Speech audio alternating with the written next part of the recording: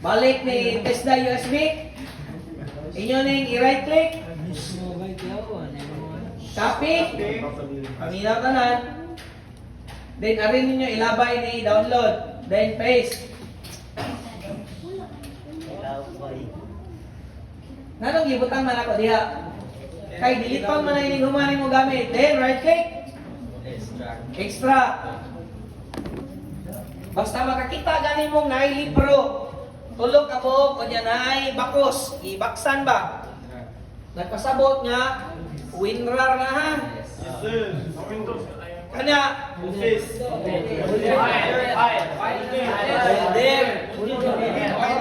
Kanya? Zip files.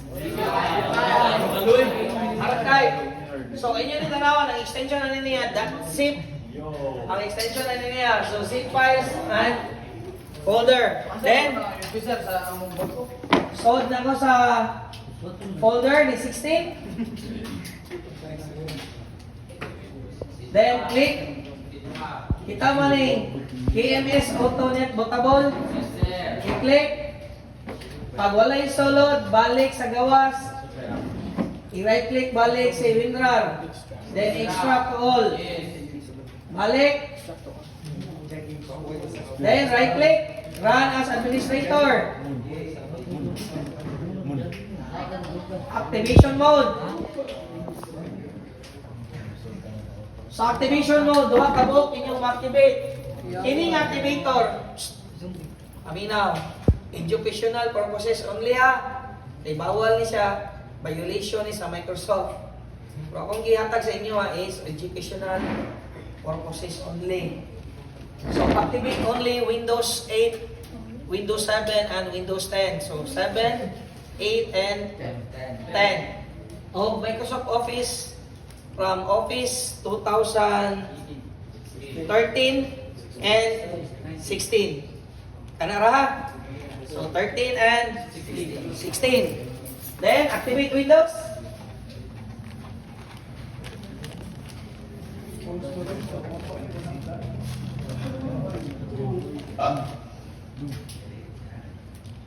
Then, continue. Hatag siya o OEM license.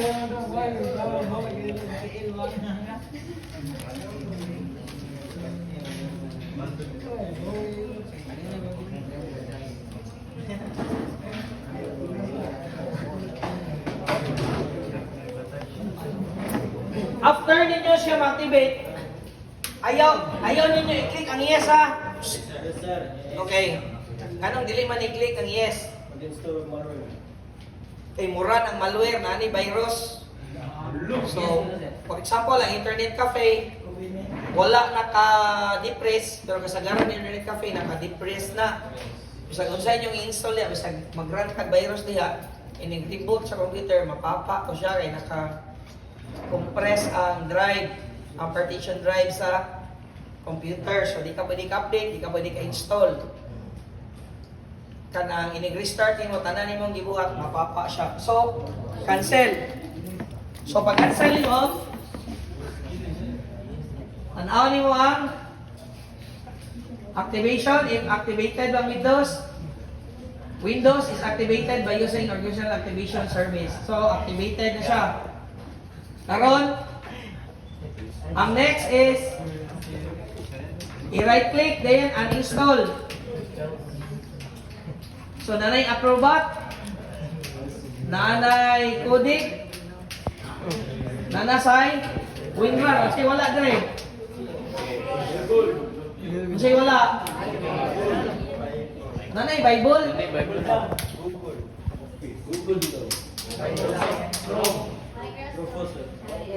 Microsoft may wala. Correct. So, asan ang ginamit Microsoft? Download. Office.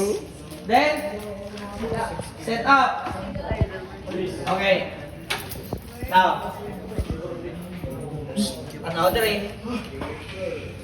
Duha ka klase ang bin sa Office na ay x86 o x64. Yung x86, muning ipagamit sa mga Windows 7, Windows XE, okay, XP. So, kining uban, wala naman ni gamit ninyo, kining access kay programming man eh. OneDrive. Kinanglaman kay business ani account sa Microsoft. OneNote or Skype. Ang kauban na ni Skype, unsa man ang Skype sample, unang sa Microsoft, ilang gigamit Skype. Sa Japan, ilang gigamit Viber. Sa US, man gigamit nila Facebook. Okay. Sa China, muna ilang gigamit, sa WeChat or Kwanchaw. WeChat or Kuan. Minute. Then, MS Project, pang corporate, then Visio, arita maghimo og tag topology future sa computer, ato ning i-activate kay para nun tudloan ta mo ani mag-discuss ko ani Visio. Gamit kay ninyo. Kung magtrabaho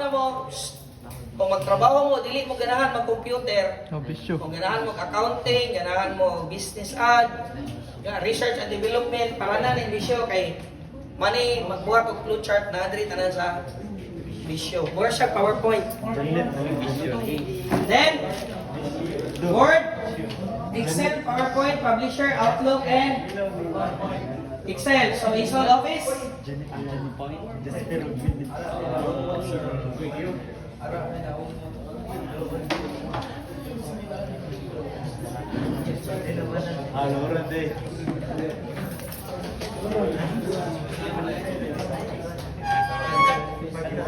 Janet.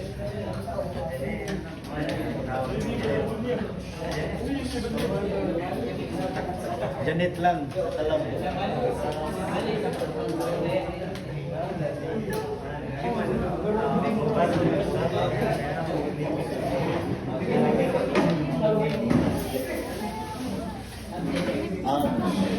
Okay. While waiting, Grabe dukaan. mag-create ko og Windows 10 bootable disk using Robust.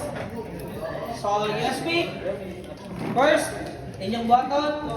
Phone sa USB. Pagkaman, i-pasla.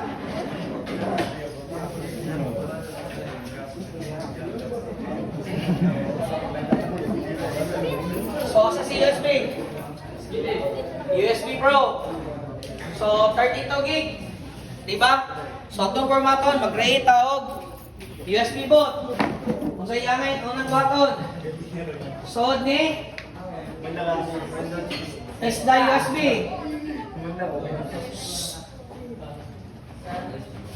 Ngayon, Rufus. Yes. Do you want to allow Rufus to check application update? No. Then, locate your USB. Select. Asa nakabutang? So, nakadali sa C. Click Windows. Change. Sa nga na Gabriel. So, Gabriel. Ana, Gabriel.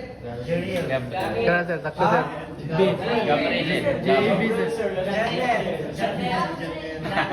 Kaya sir. Ana. Ay, bali sir. I.